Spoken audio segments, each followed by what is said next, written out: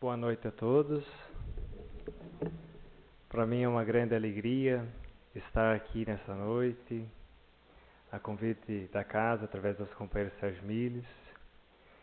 É sempre uma oportunidade nova de compartilhar informações que a gente vem aprendendo, se ensaiando nesse aprendizado que é a doutrina espírita.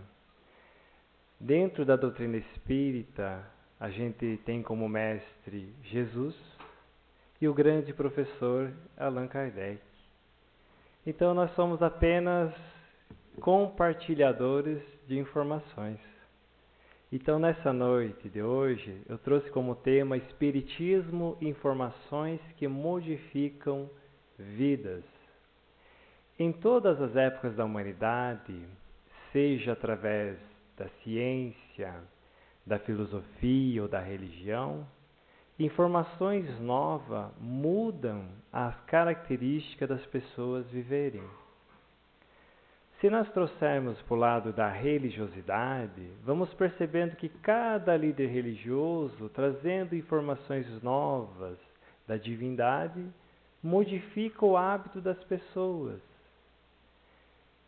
Como o Espiritismo será que modificam as informações, os conhecimentos da doutrina, tende a modificar as nossas vidas? A primeira informação que traz a doutrina espírita, através dos princípios básicos, das bases que constituem o conhecimento da doutrina, é a ideia da crença em Deus, mas um Deus justo e bom. Como é que era o conhecimento da divindade ao longo da história? Se a gente for perceber que lá na origem o povo era politeísta. Os mais primitivos, tudo que era fenômeno natural, que não conhecia as forças da natureza, atribuía então à divindade. O Deus chuva, o Deus sol, o Deus raio, o Deus vento. Então tudo isso era Deus, porque eles não o conheciam. Passado mais um tempo, veio as mitologias, que também eram um povo politeísta, através da mitologia egípcia, grega. Em particular, os gregos traziam aos sentimentos uma divindade. O Deus da sabedoria, o Deus do poder, da beleza, e assim ia. Deus do amor, o Deus da guerra. Trazendo como chefe desses deuses, Zeus. Mas ainda era uma crença politeísta. Passado mais uma época da humanidade, vem o povo hebreu, trazendo a ideia de um Deus único, através de Moisés. Mas para inserir esse conhecimento de Deus a um povo politeísta, trouxe também a ideia de que Deus era cruel, vingativo. Então, trazendo também alguns conceitos como olho por olho, dente por dente. Então foi essa visão. Então as pessoas temiam a Deus para acreditar num Deus único. Passado em torno de 1,5 milênio, um pouco mais, veio Cristo, Jesus, que foi o primeiro ser na face da terra a chamar Deus de Pai. Não só de um pai, mas de um pai de amor. Olha que visão nova. Como isso modificou a vida daqueles hebreus, daquele povo de lá. Imaginemos nós, Zaqueu, ao encontrar com Jesus com essas novas informações, o quanto isso modificou a vida. Entre tantos outros personagens do momento do Cristo, quando esteve aqui na Terra. Mas trouxe a ideia de Deus único, que é Pai e de amor. Passado mais, em torno de 17 séculos, 18, vem o Espiritismo e traz, através dos Espíritos, através de Allan Kardec, através da publicação do Livro dos Espíritos, a informação de que Deus é único, é Pai, de amor mas de infinita justiça, misericórdia e bondade. Quantas encarnações a gente vai levar para entender a misericórdia, a justiça e a bondade de Deus? Qual é a nossa visão de Deus que nós temos no momento? Aqui Kardec nos traz através dos Espíritos, de Jesus, de um Pai de amor, ou ainda do tempo de Moisés, com Deus que castiga? Ao nós passarmos a orientação de Deus para as crianças, não faz isso que Deus está vendo.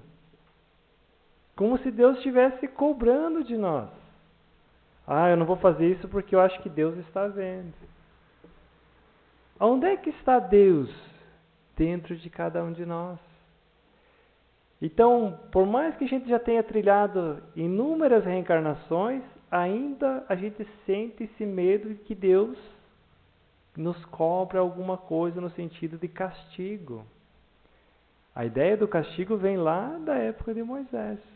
Como é difícil da gente libertar de um pensamento. Então, a doutrina espírita traz a ideia de que Deus é justo e bom. Outro conceito é da imortalidade da alma. Nós somos espíritos imortais, que nesse momento estamos temporariamente habitando um corpo físico. Uma questão que volta e meia aparece assim, às vezes nos estudos, na casa espírita, perguntando: será que nós temos um espírito? Será que nós temos um espírito? Na verdade, nós não temos um espírito. Nós somos um espírito que tem um corpo. Prova disso é quando ocorre o desmaio. O que é um desmaio? Então a gente está andando na rua, leva um susto, conforme alguma pessoa acaba desmaiando. O desmaio é o abandono temporariamente nosso do corpo. Eu levo um susto, eu saio do corpo, pela lei natural da gravidade, o nosso corpo cai ao chão. Usando essa lógica, quando nós estamos no período do sono, dormindo, a gente também abandona temporariamente esse corpo. Fato esse que ninguém consegue dormir de pé. Porque ao adormecer, eu saio do corpo. Alguns com maior emancipação, outros menos. Mas esse corpo tende a cair. Então nós somos espíritos, temos um corpo. Nas situações de quase morte, quando a pessoa está em estado de coma, tem quantos relatos que a pessoa diz assim: eu estava fora do corpo e alguma coisa estranha, eu me via aqui em cima olhando o meu corpo ali embaixo. Mas a parte que pensava era eu que estava aqui em cima e não o corpo que estava no leito do hospital. Quantos relatos? Comprovando que nós somos o quê? Espíritos imortais. O que é a morte ou a desencarnação? É o abandono definitivo desse corpo. E nós continuaremos o quê? Vivos. Outra informação é a questão da reencarnação. Se nós somos espíritos imortais, se nós tivéssemos apenas uma encarnação, o que estaríamos fazendo com o restante do tempo? Uma vida, por mais longa que seja, ela não consegue durar mais que 150 anos. Por que eu falo 150 anos? Porque em 2015, a ciência lançou um propósito dizendo que no ano de 2015 nasceu a pessoa que vai viver 150 anos. Mas por mais que a gente queira fazer bastante situações, crescer e aprender, 150 anos já chega diante da imortalidade? É pouco. Se a gente perguntar por alguém que está com 15, nossa, eu queria ver mais. Alguém que tiver com 40, com 30, Alguém que esteja com 80, 90 anos, o desejo seria de ter mais. Ou de ter a oportunidade de fazer o quê? Tudo de novo, ou recomeço.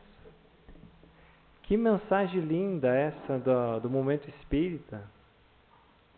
Programação reencarnatória, programação espiritual. Comprovando. Vida humana, se a gente pegar pela ciência, já acharam fósseis de 10, 15, 30 mil anos. O que estaria um espírito que encarnou há 10 mil anos atrás fazendo até hoje na espiritualidade se não houvesse a reencarnação?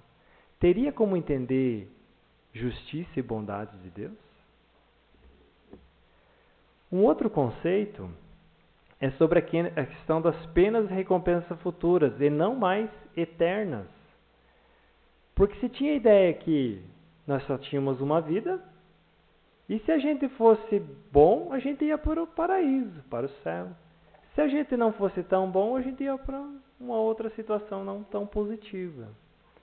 E aí ficaria eternamente. Será que isso seria de acordo com a ideia da bondade e justiça de Deus? Como é que nós ia medir quem foi bem bom e quem foi bem ruim? Aliás, o que seria o paraíso para cada um de nós? Se a gente fosse descreva o paraíso. Alguns iam imaginar uma casinha do campo, com um lago, com pássaros, borboletas. Imaginariam essa situação.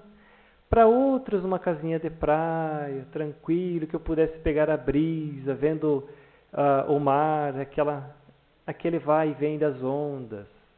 Legal, né? Uma descrição. Vamos imaginar que a gente tem a oportunidade de ficar um dia lá, tranquilo, sem fazer nada. 2 dias, 3 dias, uma semana, 1 mês, sem fazer nada, só contemplando. Não daria tédio? Por mais que a gente queira, porque a gente às vezes nessa ansiedade do trabalho, da rotina, a gente quer dar uma parecida, aliviar o pensamento, né? Mas a gente não consegue ficar 1 mês sem fazer nada. Às vezes nem uma semana a gente não consegue, porque dá tédio. Aliás, não tem felicidade maior quando a pessoa está trabalhando, em atividade. Então nota-se que o paraíso no plano espiritual é trabalho. Porque a gente sente mais motivação estando trabalhando. E entendendo aqui por trabalho, toda ocupação útil, seja ela remunerada ou não remunerada. Porque quantos estão nos trabalhos voluntários locais, regionais ou mundo afora, que não trocam aquela vida por outra com bastante bens materiais? Então não existe esse céu imaginário de contemplação. Existem as colônias espirituais, de acolhimento depois da nossa desencarnação, de onde a gente faz as reflexões do que a gente fez de certo, de incorreto, reprogramamos a nova encarnação e pela bênção de Deus e da sua bondade, a gente não recorda, como já foi citado na própria mensagem inicial. Outro conceito é também da comunicabilidade com os espíritos através da mediunidade. É comum as pessoas chegarem até a casa espírita e dizer assim, olha, às vezes já chegaram comigo e dizem, Gisele, eu estou vendo espíritos. Eu estou escutando espíritos. Aí eu, não sendo médium vidente, nem audiente, né, ou clarividente, eu digo assim, eu também vejo espíritos. A pessoa diz, mas como? Eu vejo todos vocês, são espíritos, mas que estão nesse momento encarnados. Então o Espiritismo traz com uma simplicidade, com uma naturalidade, o conceito desse intercâmbio espiritual, que é natural. Todos nós somos mais ou menos médiuns, segundo Allan Kardec. Alguns mais ostensivos, com a clarividência, a psicografia, a visão, a audiência. E outros através da intuição, através da percepção, ou mesmo da sensibilidade. Todos nós temos conosco um anjo da guarda, que nos inspira e nos intui. Qual é o mecanismo que ele consegue nos intuir? Da mediunidade. Por isso que a gente tem, no mínimo, a gente tem alguém conosco. Então, quando alguém entra dentro da casa espírita, a gente convida para o estudo, para esclarecer, para tratar essa ideia da mediunidade, ou qual seja ela que a pessoa possua, com naturalidade. Porque não é coisa de outro mundo e não foi o espiritismo que inventou. Mediunidade existe desde que o mundo é mundo e que exista espíritos encarnados, tem mediunidade. E o outro conceito que a doutrina espírita traz é a questão da evolução. Todos nós progredimos. A diferença é que nós não devemos limitar o tempo desse progresso. Ah, mas aquela pessoa que errou está só errando hoje. Um dia ela tenderá a fazer o bem. Assim como progride o ser humano, progride o nosso planeta. Trazendo um pouquinho da ideia de Deus justo e bom, a gente traz a informação que Deus então não castiga. Recebemos então sempre as consequências das nossas escolhas e temos então o livre-arbítrio. E Deus nos dá a oportunidade de nos reajustar com a sua lei, com a lei divina, que é a lei natural. Ela está em toda a natureza. Mas aí Allan Kardec teve a felicidade de fazer um questionamento aos espíritos. E ela traz a resposta no Livro dos Espíritos. Allan Kardec pergunta: onde está escrito a lei de Deus? Porque toda nova filosofia religiosa, doutrina religiosa, diziam assim que nós estamos com a verdade. Nós estamos de posse do livro sagrado, ou do livro onde contém as leis de Deus. E Allan Kardec então faz esse questionamento aos espíritos. E olha o que eles respondem. Que Deus está na nossa consciência, ou as leis divinas estão escritas na nossa consciência. Então todo ser humano, lá no íntimo do seu ser, tem a ideia do que é justo ou injusto, do que é certo e o incerto. Se nós colocarmos um prato com doce, tem um bolo, tem 4 pedaços, tem 4 crianças. As crianças vão olhar entre si e, não, tem 4, é um para cada um. A criança traz esse senso de justiça. Quando a gente vai ficando mais para adulto, né? Aí alguns seres humanos olham assim, será que não tem ninguém vendo? Será que não tem como eu ficar com uma parte maior? Ah, esse maior aqui é meu, eu sou o primeiro. Mas a criança tem o senso de justiça, de repartir. Da onde que traz a criança? Da consciência. Então, na dúvida, se nós consultarmos a consciência, ela vai nos dar a resposta. Mas Allan Kardec também foi muito feliz, dizendo o seguinte, que entretanto a nossa visão pode estar embaraçada. Pelo quê? No Evangelho, no capítulo 2, no item 5, Allan Kardec traz o seguinte: pelo simples fato de duvidar da vida futura, o homem dirige todos os seus pensamentos para a vida terrestre. Será que Deus existe mesmo? Não, eu acho que não. Direciona a vida só para o materialismo. Existe mesmo essa tal de reencarnação? Acho que a vida é uma só. Direciona o seu pensamento só pelo fato da dúvida. Quantos de nós às vezes estamos na dúvida? Será que Deus é justo e bom mesmo? Será que Ele não colocou uma cruz maior para mim do que para o meu vizinho? Por que eu sofro tanto? E a gente começa a duvidar ou suspeitar de que Deus não é tão bom assim, e às vezes não é tão justo assim. Quando a gente faz isso, o nosso pensamento direciona para as coisas terrestres. Agora, a ideia clara e precisa que se faça da vida futura proporciona inabalável fé no porvir, fé que acarreta enormes consequências sobre a moralização dos homens, porque muda completamente o ponto de vista sobre o qual encaram a vida terrena.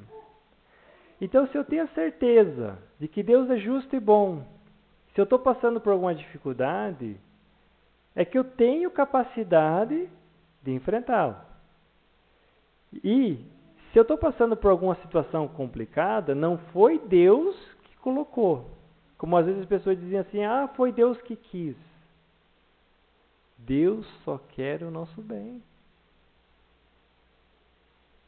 Deus não quer o nosso sofrimento. Então, quando a pessoa tem a certeza, essa fé, não, mas eu vou passar, esses problemas são passageiros, eu tenho a certeza da imortalidade. Aí a gente vê as pessoas passando por problemas incríveis, mas não se deixam abater. Elas sentem dores. Se a pessoa tiver um problema físico, ela tem dor. Mas entre ter a dor e passar a sofrer pela dor, tem diferença.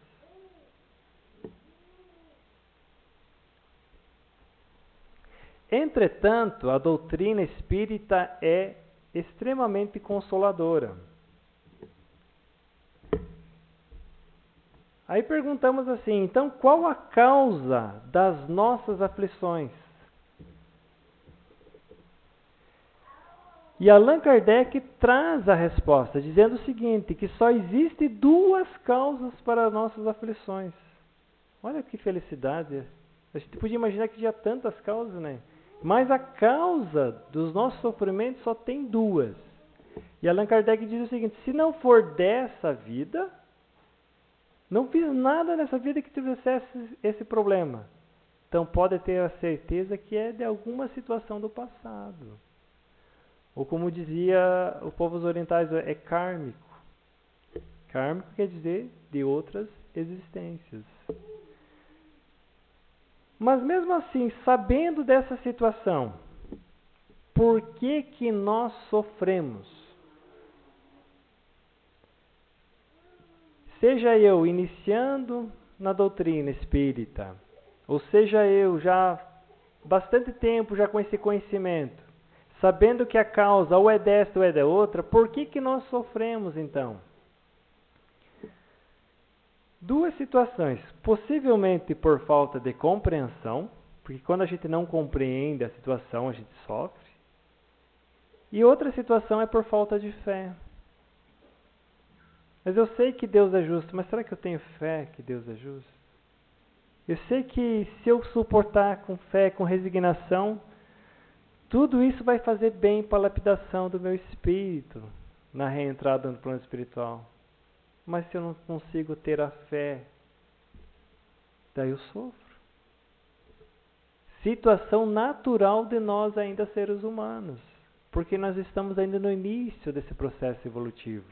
É natural que a gente sinta dores e que soframos.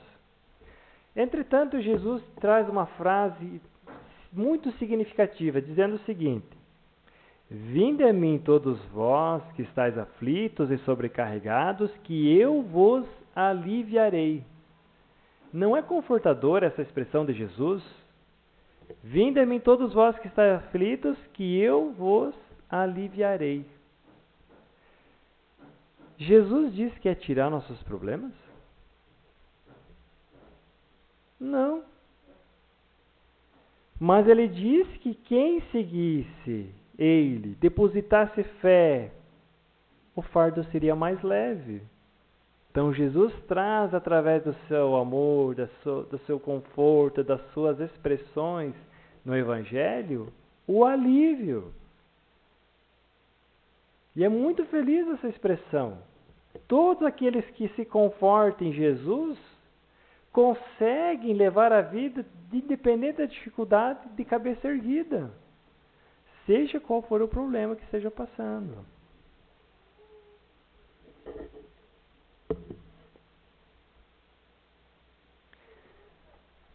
Tem uma outra expressão no Evangelho dizendo o seguinte, que Deus consola os humildes e dá força aos aflitos que Ele pede. E seu poder, o poder de Deus, cobre a terra. E por toda parte, junto de cada lágrima, colocou Ele um bálsamo que consola. Então ninguém está ao sofrimento ou na dor sem ter um bálsamo ao lado. Não é confortante essa expressão? Qual é a nossa dificuldade então? Identificar onde está o bálsamo. Porque às vezes eu estou na dor e não sei o que fazer. Aí de repente eu estou lá sozinho em casa e um vizinho bate na porta. Você não tem algo aí para me emprestar? Um açúcar, uma ferramenta? Aí pergunto, como é que você está? É a oportunidade de um desabafo. É o consolo. É o bálsamo. Às vezes eu estou sozinho em casa e ligo o rádio. De repente tem um programa religioso, uma mensagem do dia, que me traz um alívio. Às vezes é um livro aberto, alguém que nós encontramos na rua, um médico atencioso, um professor atencioso.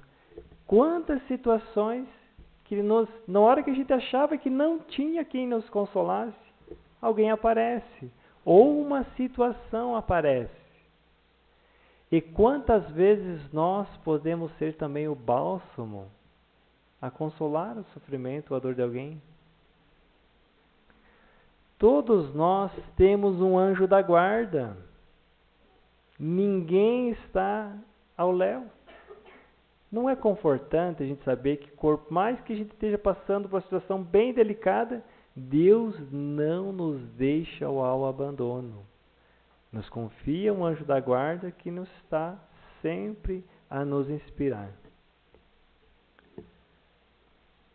Um outro conceito que a doutrina espírita traz é a questão da verdadeira propriedade. O que é nosso nesse mundo? A pessoa às vezes passa uma vida inteira trabalhando.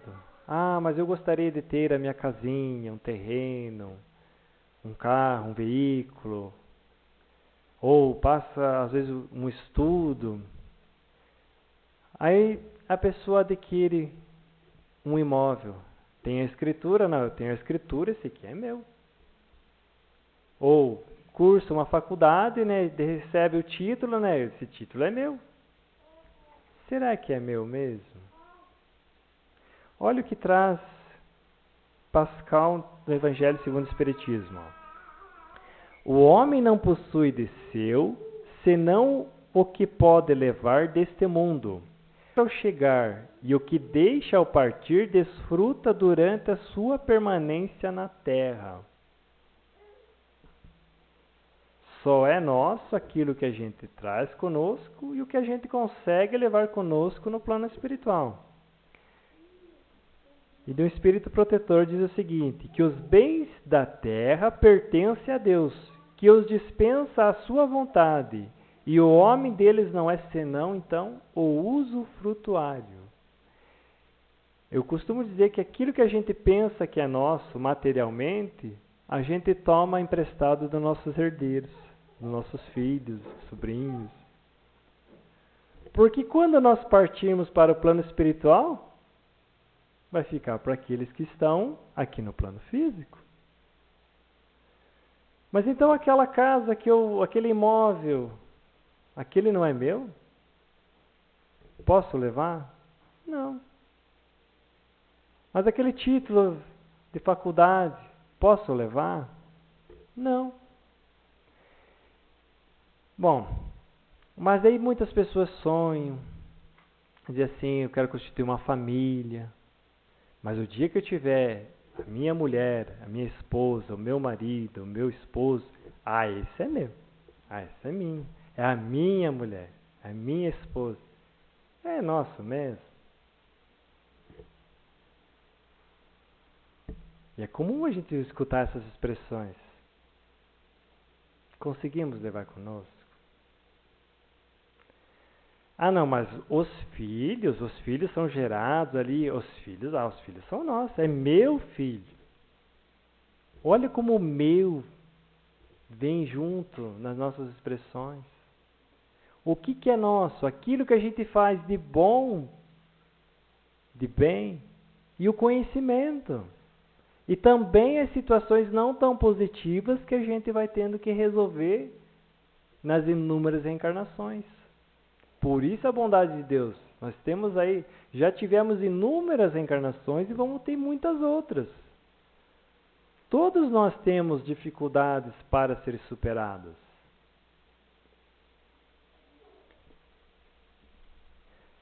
Falando ainda sobre essa questão da família, sobre o que é nosso, a doutrina espírita traz também um conforto sobre a questão quando a gente pensa assim da perda dos entes queridos, através da desencarnação ou da morte.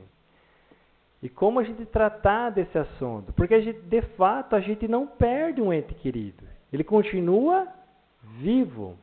Mas a gente às vezes sente saudade da presença física. E se a gente sente saudade, é que aquela convivência era boa. Dois sentimentos a gente tem, ou saudade, ou remorso, ou culpa. Mas na grande maioria é a saudade. Por mais que a gente às vezes entenda, compreenda que ele está ali, mas a gente às vezes ainda tem uma certa dificuldade. É natural, porque nós somos seres humanos. A gente tem coração e não é de pedra, né? A diferença, às vezes, é no decorrer do tempo, como isso a gente vai tratando. E para ilustrar essa situação, uma vez perguntaram a Divaldo Pereira Franco, uma pessoa foi lá falar sobre essa questão, que tinha perdido seus filhos. E ele, escutando, pensou, e aí Joana de Anjos sugere uma história para contar para essa pessoa. Então lá, ele narra, que tinha um mercador que vivia lá no deserto. Vamos pensar assim, lá no tempo antigo. Eu estou adaptando um pouquinho a história, para dar uma resumida. E ele vivia assim com a sua esposa e tinham 2 filhos. E ele era um viajor, ia fazer as vendas. E numa dessas viagens que ele ficou 10 a 15 dias, né? Veio que seus 2 filhos vieram a desencarnar. E só estava a sua esposa nesse momento. Tiveram que fazer o sepultamento, toda a situação, o momento fúnebre. Mas a esposa estava pensando assim, como que ela ia dar notícia? Porque nos dias de hoje, quando acontece uma situação, a gente consegue informar muito rápido através da tecnologia que tem, telefone, internet. Mas na época não tinha como avisar. Ele viajava longo tempo, né? E quando ele chega, o esposo pergunta para a esposa, e os nossos filhos? Ela disse, calma, como é que foi de viagem? Ah, foi bem. Você não gostaria de tomar um banho, descansar um pouquinho? Depois a gente conversa sobre os filhos. Aí ele tomou um banho, voltou lá a conversar com a esposa. Aí ele perguntou novamente, e os filhos? A esposa, antes de nós falar dos filhos, eu queria contar um fato que aconteceu.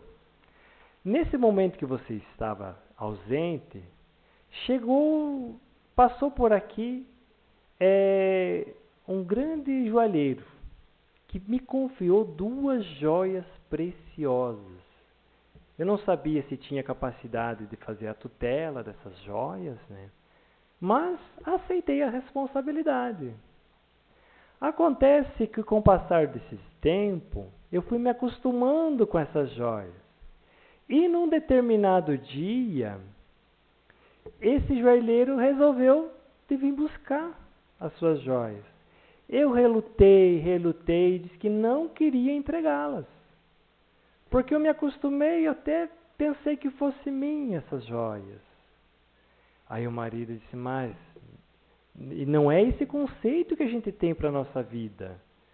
Aquilo que não nos pertence, a gente deve entregar a quem lhe pertence, né? Pois bem, meu amor, nesse momento eu devolvi nossos filhos, nossas 2 joias, para aquele a quem pertence, que é Deus. Então foi a maneira assim que Divaldo traz a história para confortar, porque nesse momento não vale todas as palavras quanto um abraço, mas para a certeza que todos nós pertencemos a quem? A Deus. Todos nós somos filhos de Deus. Então nós convivemos temporariamente nesse ambiente familiar com nossos entes queridos. Mas a doutrina espírita nos traz a certeza de que nós podemos revê-los após a nossa desencarnação, ou mesmo durante o momento do sono, através da emancipação. Muitas vezes a gente entra em contato com esses entes queridos, aos quais a gente tem aquela vaga lembrança. Eu tive a impressão de ter sonhado com esse familiar, mas foi tão bom. Às vezes um avô, uma avó, um tio, um filho, uma filha. As imagens dos sonhos são as mais variadas. Não é confortante a gente ter essas informações?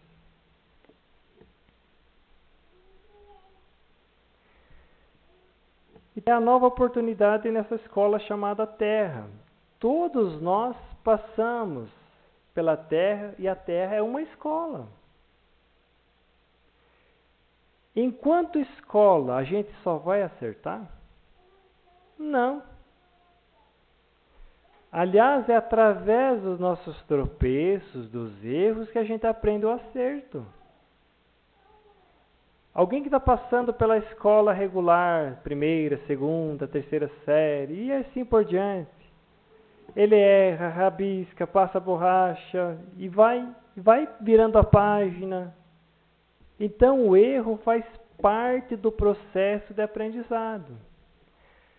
Quando aquela criança transformou-se em jovem, passou por todas as séries do ensino, ela vai ficar lembrando quanto tempo ela perdeu lá rascunhando as primeiras letras? Ou vai estar feliz? Com todos aqueles tropeços, hoje estou aqui. Então a Terra é uma escola, e a reencarnação, cada uma delas é uma etapa de aprendizado. Entretanto, nós vivemos num momento em que chamamos de transição planetária. As doutrinas religiosas, ou a religião, principalmente a doutrina espírita, nos convida à reflexão. O que nós podemos fazer para contribuir com esse mundo novo que está chegando? E está vindo. O que a gente pode fazer para ajudar a melhorar o mundo? E Allan Kardec nos convida, então, à reflexão da educação, dizendo o seguinte, que há um elemento que não se costuma fazer pesar na balança e sem o qual a ciência econômica não passa de simples teoria. Esse elemento é a educação, não a educação intelectual, mas a educação moral. Não nos referimos, porém, à educação moral pelos livros, e sim aquela que consiste na arte de formar os caracteres, a que incute hábitos, porquanto a educação é o conjunto dos hábitos adquiridos. É a mais bela frase de educação essa que Allan Kardec traz. A educação é o conjunto dos hábitos adquiridos. O que é um hábito? Hábito é a repetição de um ato. Por exemplo, eu não tenho o hábito de ler. Leio uma página hoje, 5 minutos, amanhã mais 5 minutos, depois da manhã mais 5 minutos. Passado 10 dias, eu estou lendo sem me esforçar muito. Eu não tenho o hábito de ir ao centro, ou de uma religiosidade. Vou a primeira vez, não me sinto tão confortável, vou indo a segunda. De repente eu estou indo e não percebo. Então, hábito é a repetição de um ato. Então, para mim mudar um ato, eu tenho que mudar um hábito, eu tenho que substituir meus atos e repeti-los. Mas quando Allan Kardec fala o conjunto dos hábitos adquiridos, Quantos hábitos nós temos só desta vida e das outras? Por isso que não é tão fácil a gente ir mudando. Cada encarnação é um passinho.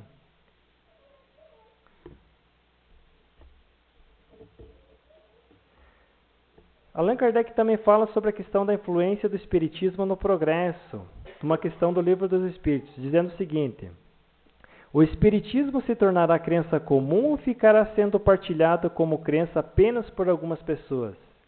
Será que o Espiritismo vai ficar só aqui entre nós, aqui no centro? Ou será partilhado por mais pessoas? E olha só a resposta que está no Livro dos Espíritos, editado já em 1857. Certamente que se tornará crença geral e marcará nova era na história da humanidade, porque está na natureza e chegou o tempo em que ocupará lugar entre os conhecimentos humanos. Antes, falar de reencarnação, de mediunidade, de espiritismo, as pessoas sentiam certo receio. Algumas pessoas hoje também ainda sentem receio, ver espíritos. Mas hoje a gente vê a televisão, as telenovelas, filmes, na internet. Qualquer pessoa tem acesso. As universidades dos Estados Unidos estudam as questões de ordem espiritual. Então, cada vez mais esse conhecimento vem trazendo para toda a humanidade. Então, hoje, temos a oportunidade do conhecimento da doutrina espírita. Será que essas informações podem mudar ou modificar as nossas vidas?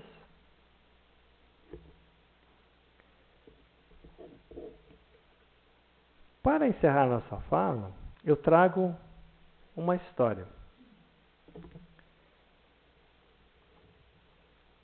Conta-se que uma mulher saiu à frente da sua casa e encontrou 3 seres ali na frente do seu portão, e ela imaginou assim que pudessem estar famintos.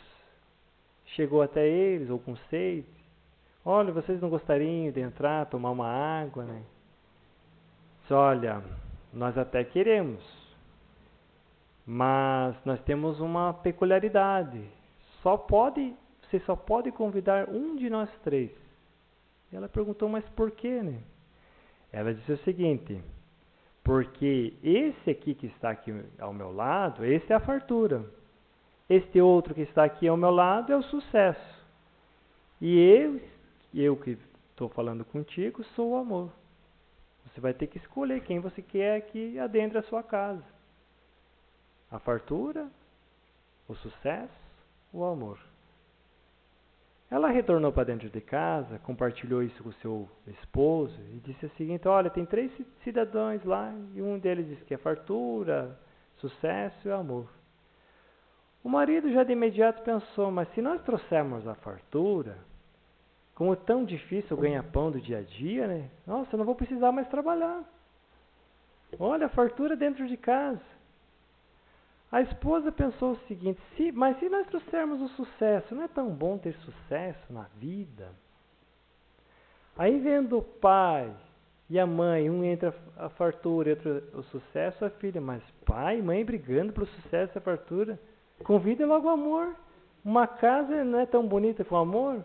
Pode faltar de tudo, mas não pode faltar o amor. Aí optaram pela a questão da criança, da filha. Foi até lá fora, convidou o amor. E eis que quando ela convida o amor, de um lado vem a fartura e do outro lado o sucesso. E ela não entende. E aí o amor explica. Se eu houvesse convidado a fartura, o sucesso e o amor passariam de lado. Se tivesse convidado o sucesso, o amor e a fartura tinham saído de lado. Mas como você convidou o amor, onde há amor, há fartura e há sucesso. Por que eu trago essa reflexão? Porque muitas vezes, no nosso dia a dia, a gente tem sede dessas informações, Mas às vezes eu tenho a ocupação, às vezes, do trabalho, da casa, os filhos, a faculdade, às vezes a escola, a profissão. E eu fico no embaraço, o que eu faço primeiro? Eu não sei, mas eu queria mais conhecimento dessa ordem espiritual que tanto nos alimenta. Aí a gente recorre, então, a uma frase de Jesus. Quando a gente tiver uma dúvida, o que fazer primeiro? Olha só o que Jesus nos traz. E Jesus, em relação à vida terrena, Jesus nos diz: procurai, pois, primeiramente o reino de Deus e a sua justiça, e o restante vos será dado por acréscimo. Eu agradeço a oportunidade e devolvo a palavra.